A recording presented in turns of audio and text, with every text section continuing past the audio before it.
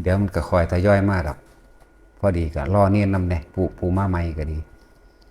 ผู้มาเก่าก็บวชก็ซ้ำบ่ท่านบวชก็ซ้ำบวชนั่นแหละเพราะเขาก็อยู่แบบพระแล้วบ่ต้องใจฮ้อนบ่ต้องเอากิเลสล้างลากทุกคนเป็นผู้นำของตนเองใดเด้อเฮาเกิดเฮาก็เกิด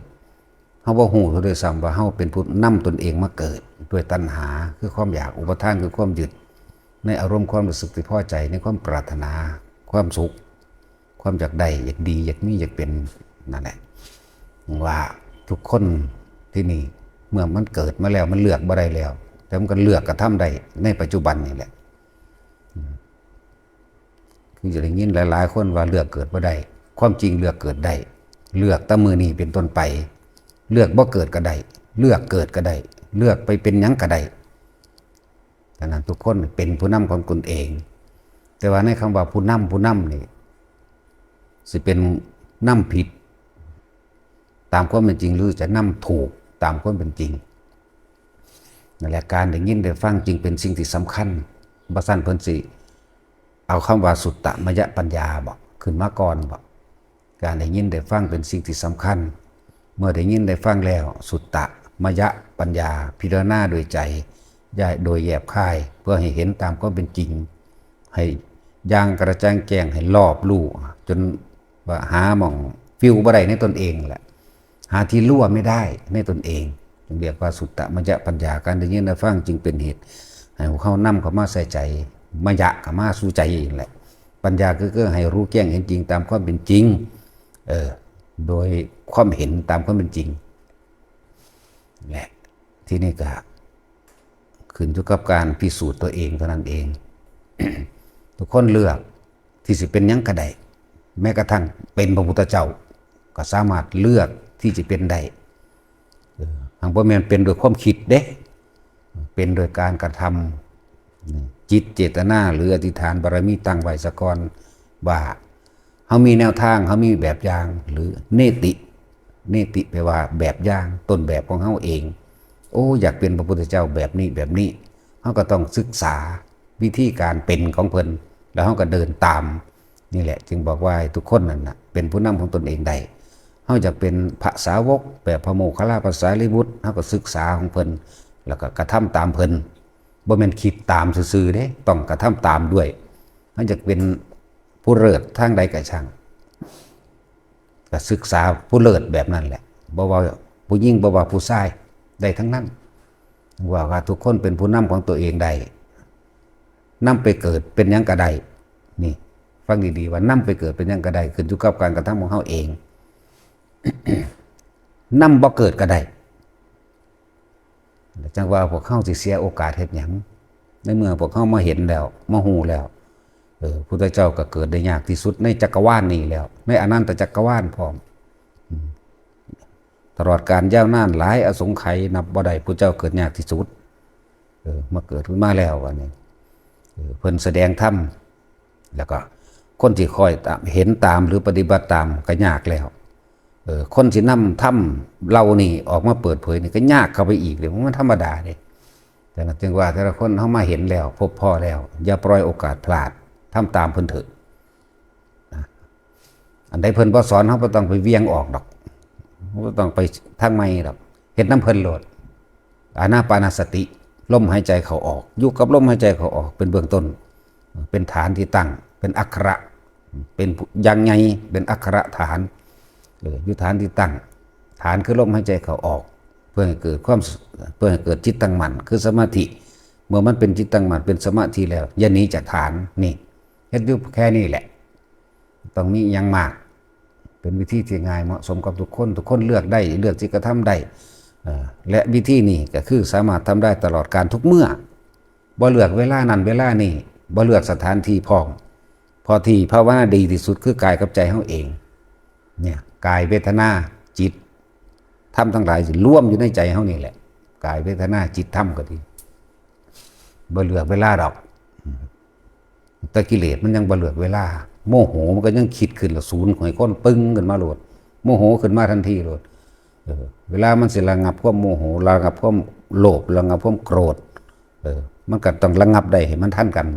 วิธีเพิ่นก็บอกเข้าไว้แล้วลมหายใจ อยู่กับลมหายใจทำให้บ่อยทำให้มากทำให้ชินเมื่อมันชินแล้วมันก็รู้มันก็เห็นเท่าทันความคิดของเจ้าของเองนั่นแหละตั้งแต่กี้เฮาเกิดมาเพราะความไม่รู้เพราะว่าเฮาทำตามความเห็นของตนเอง จึงบอกว่าทุกคน ตกอยู่ใต้อิทธิพลของความคิดของเจ้าของเองมันก็คิดผิดทั้งนั้นแหละมันจึงเที่ยวเวียนว่ายตายเกิดอยู่เพราะสามีถ้าคิดถูกมันบ่มาจังซี่หรอกนั่นแหละทั้งว่าให้แต่ละคนเลือกกระทำด้วยตัวเองแนวทางเพิ่นก็สั่งสอนไว้แล้วบัญญัติไว้แล้วบอกทางไว้แล้วยังว่าอย่าปล่อยโอกาสเด้อพยายามอยู่กับลมหายใจให้มากเมื่ออยู่กับลมหายใจแล้วอุณาโลมมันเกิดหรือปิติมันเกิดก็จับปิติกับลมหายใจคู่กันต่อมามันก็เคลื่อนเป็นของมันเองดอกมันก็ไหลเข้าสู่อยู่ในฐานที่แต่งแห่งจิตหรือทำความรู้สึกตัวพร้อมรู้สึกตัวอยู่ในกายเอื่นว่ากายเวทนาจิตเวทนากายเลยร่วมกันเป็นหนึ่งเป็นอุเบกขาได้แล้วก็สิเห็นสิ่งทั้งหลายทั้งปวงเคลื่อนที่บ่จีรั่งบ่ยังยืนบ่แน่บ่นอนสุดท้ายก็ต้องแตกต้องดับต้องสลายสัพพะรูปธรรมมารูปหรือรูปธรรมทุกอย่างเกิดแล้วก็แตกดับตายเขาเห็นมาเบิดแล้วมันนามธรรมคือจิตเขานี่แหละมันก็ยังบ่คิดอยู่อันเดียวมันยังบ่แสอยู่อันเดียวมันบ่คิดแสอยู่อันเดียวเบิดมือเบิดเว้นเด้นี่ถ้าเขาตั้งตนรูปกับนามแล้วก็เห็นตามความเป็นจริงบ่มีอย่างจีรังอย่างยืนเป็นของบ่เที่ยงแท้เนี่ยนอกจากอันจากอย่างเกิดขึ้นดับเกิดขึ้นดับคิดถึงผู้นี้ก็บ่ได้คิดถึงอยู่เบิดมือเบิดเว้นหรือเบิดปีเบิดศาสตร์เท่าตายเด้คิดถึงผู้นี้เดี๋ยวก็คิดถึงผู้นั้นอ๋อนี่คือความเกิดดับอ๋อนี่คือความบ่จีรังอย่างยืนนี่คืออนิจจังคือเพิ่นว่านี่บ่ควรเข้าไปยึดให้มาเป็นอารมณ์ตัวแต่เฮาคิดเฮานึกเฮาปรุงเฮาแต่งไปแล้วก็เกิดอารมณ์นั่นแหละพบเป็นแบบนั้นคือความรู้สึกเฮาเองฉะนั้นพยายามอยู่กับการทรงฌานเจริญฌานเป็นเครื่องอยู่ของความคิดบ่ให้มันคิดไปทางใหม่บ่ให้มันคิดไปออกนอกกายถ้าว่าคิดไปทางใหม่เฮาสิบ่เข้าใจบ่ให้มันคิดถึงบุคคลสัตว์สิ่งของเรื่องราวต่างๆดินฟ้าอากาศอดีตสัญญาความรู้สึกเก่าๆเรื่องราวเก่าๆเพื่อให้มันอยู่รู้ท่านในปัจจุบันนี่เองปัจจุบันคืออุณาโลมปัจจุบันคือลมหายใจก็ได้ทั้งเบิดนั่นแหละว่าตั้งแต่จะหนีออกจากกายปัจจุบันคือลมหายใจเข้าออกปัจจุบันทั้งทำความรู้สึกตัวนี่คำว่าปัจจุบันคนเฮาคิดนี่คิดถึงอดีตอนาคตบ่ทันได้เกิดเด้อคิดถึงอดีตเราอยากให้มันเป็นแบบนั้นแบบนี้นั่นคืออนาคตอยากให้มันเป็นอยากได้บ้านหลังนี้เด้คุณมันไปจำไว้แล้วเฮาไปเบิ่งรูปภาพเอาไว้โหงามแท้กูอยากได้เด้บัดนี้มานั่งคิดบัดนี้นั่นคิดถึงรูปภาพที่เฮาอยากได้กูอยากได้บ้านแบบนี้เด้ปี2ปีก็สิบ่แล้วอยู่บ่นั่นแหละจึงบอกว่าอดีตกับอนาคตคือสิ่งเดียวกันคือเกิดถ้าอยู่ในปัจจุบันมันบ่เกิดดอก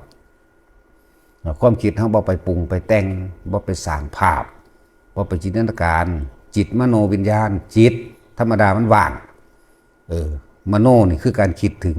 ละจินตนาการวาดภาพวิญญาณก็เกิดความรู้สึกพอใจไม่พอใจนี่เหตุจังใดเฮาสิบ่ให้มันไปคิดออกไปนั่นแหละจึงบอกว่าลมหายใจมั่งจุดอุณาโลมมั่งจุดอุณาโลมนี่เป็นฐานที่ตั้งแห่งจิตฐานที่ตั้งแห่งความรู้สึกตัวนี่แหละโดยเฮาก็อาศัยลมนี่เองจะปล่อยทำให้บ่อยทำให้มากทำให้ชินเดี๋ยวก็เกิดความรู้ขึ้นมาคือญาณเดี๋ยวก็เกิดความรู้ความเห็นนะเห็นว่ารูปประธรรมทั้งหลายเกิดแตกดับนามธรรมทั้งหลายเวทนาสัญญาสังขารวิญญาณคือใจคือจิตคือทีนี้บ่ให้มันออกจากกายความคิดเลยถูกระงับดับบ่คิดมันเลยแต่มีเหลือแต่ความรู้สึกโตนั่นแหละเหตุเป็นเครื่องอยู่ก่อนเฮาที่สิตายบัดสิตายมันก็แล่นเข้าสู่ลมหายใจมันก็นิ่งนะของมันเองดอกเพราะว่าเฮาเห็นแหละฮู้ละมันฮู้ทอกันแล้วล่ะว่าอนิจจังอนัตตามันฮู้ทอกันเบิดนั่นแหละแต่ว่าความว่าสิผู้ใดสิอยู่กับอุเบกขาได้มากกว่ากันเท่านั้นฮู้ทอกันเรื่องเกิดเรื่องดับฮู้ทอกันว่าเกิดมาตายฮู้ทอกันว่าอิหยังก็บ่เที่ยงบ่จีรังยั่งยืนฮู้เหมือนกันเบิดแต่ว่าสิเฮ็ดจังใดสิบ่คิดนี่ไป ฮ็ดจังได๋สิบ่คิดบ่ปรุงบ่แต่งบ่นึกเรื่องนั้นเรื่องนั้นเป็นแบบนั้นแบบนี้นั่นแหละจึงว่าเฮาใส่ลมหายใจนี่เป็นเครื่องล่อเครื่องหลอกเครื่องลวงเป็นกุศโลบายบ่ให้มันคิดถึงผู้อื่นให้มันคิดแต่ในกายของตนเองจนเกิดความรู้สึกในกายเอาได้นั่นแหละเป็นวิธีที่เพิ่นหามาง่ายคักแล้วล่ะพวกเฮาเหลือแต่เฮาเฮ็ดเอานั่นแหละอย่าลืมว่าพวกเฮาน่ะเป็นผู้นำของตนเองได้เจ้าจักเป็นหยังเจ้าเฮ็ดเอาเองได้นั่นแหละจังว่าทีนี้เมื่อเฮามาฮู้แล้วเฮาสิไปเป็นอีหยังอื่นอีกเฮ็ดหยังความเกิดเป็นทุกข์เนี่ยคำเดียวกินขาดคุ้มครอบคุ้มไว้แล้วแม้ความเกิดก็เป็นทุกข์เกิดเป็นหยังก็สร้างทุกข์เบิดนี่แหมแล้วเฮาก็นำตัวเองเพื่อให้บ่เกิดทันตัวนั่นแหละวิธีนำกับลมหายใจเจ้าของน่ะเป็นเบื้องต้นเป็นอักขระฐานเป็นฐานใหญ่เป็นฐานที่ตั้งเลยลมหายใจนะเอาพอ